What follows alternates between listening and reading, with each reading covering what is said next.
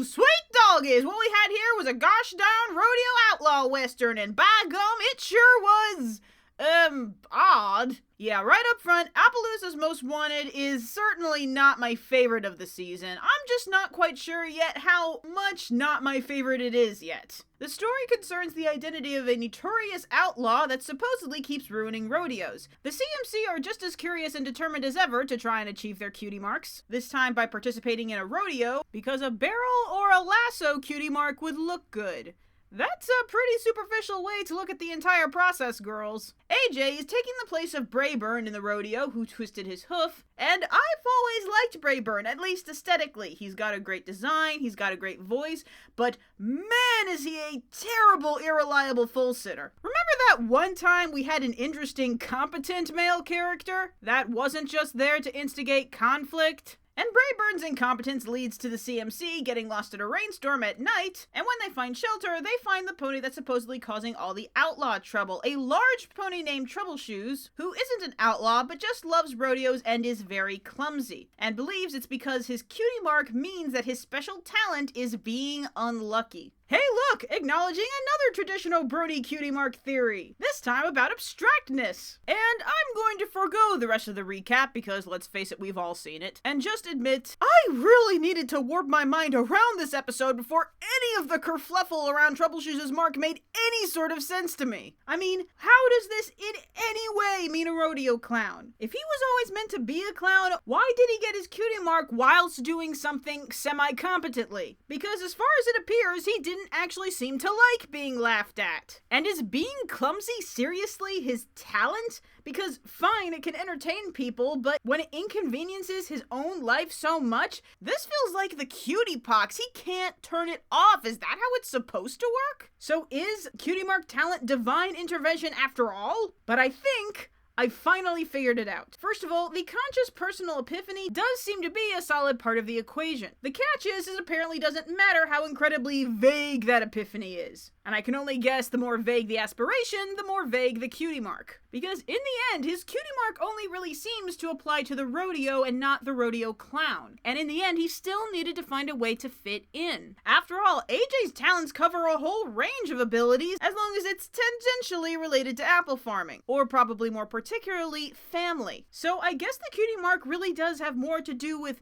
motivations and dreams than it has to do with abilities. After all, getting your cutie mark doesn't automatically mean you're the best at said talent. You still need to work and improve at it. And now I'm convinced the entire cutie mark system is indeed a curse put in place so that ponies' inborn talents can in fact be removed and harvested. It also occurs to me that I'm thinking way too hard about this. I think it was baffling because that's not what we were led to believe about how cutie marks worked. If you look at how miraculously talented all of our young main six were, and it still doesn't make complete sense, but I do actually like how the cutie mark doesn't answer all of your life's questions. But seriously, did the cutie mark make the clumsiness worse? I'm all of a sudden very intrigued on what his life would be like if Starlight did in fact take away his cutie mark. In terms of moral, I think I understand what they were going for. It's the Monsters University lesson. Your talents may be in things you never expected, and what you consider disadvantages can in fact become strengths. Or in that case, some dreams are impossible and you gotta just settle. But it doesn't mean you can't be happy. Yeah, that's the other thing that was bugging me. Did he actually want to be a rodeo clown, or is he just settling for it? Or at this pace, does it even matter? He's probably just glad not to be wanted anymore. And I do like Troubleshoes as a character. He's like Eeyore, if he had something legit to complain about. Because really, think about what these circumstances have meant for Troubleshoes' life. It means for the rest of his childhood and a bulk of his adult life, he's internally surrendered to being an isolated social pariah that he believed was due to circumstances beyond his control. That is legitly tragic. The intent was probably, oh, isn't it sad to feel lost and untalented and not feel like you belong? And yes, that is sad. A lot of us can relate to that these days. But no, this setup was more like Rogue. He literally cannot interact with ponies without f***ing everything up. And that just makes the entire thing uncomfortably twisted. So there you go. It is in fact possible to have your cutie mark and still be unhappy. But you still have the ability somewhere,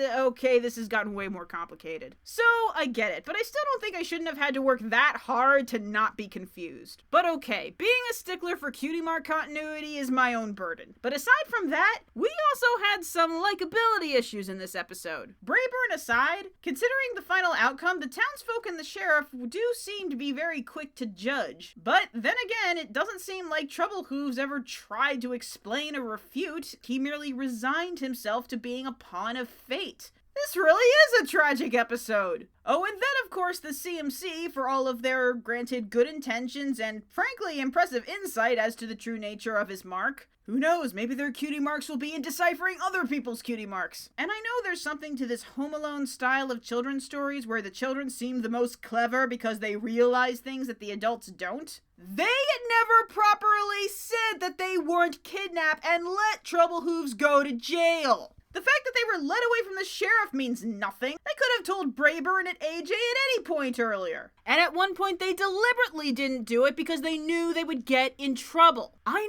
know, kids. But that is also perpetuating conflict contrivance at the cost of character likability. And already I can hear in the back of my brain, so, how is this different from last episode?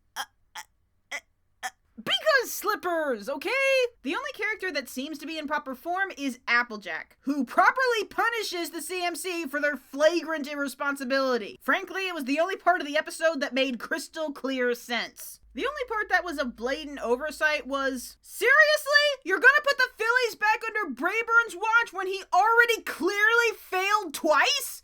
That one's on you, AJ. But despite that way too long tirade, there were a lot of things to like in this episode. Like I said, Troubleshoes is an interesting, tragic character, and I particularly liked his design. The only one so far that actually almost looks like a real horse. The sheriff was a fun new character, and it was nice to get out of Ponyville for a change. I also like the look of the other Western ponies. I love seeing the details in the rodeo and AJ doing the barrel stack, as well as the animation of the skilled rodeo clowns. Though to animate all of the fast-paced clumsy antics obviously took a lot of work too. And then, wet-haired Applejack.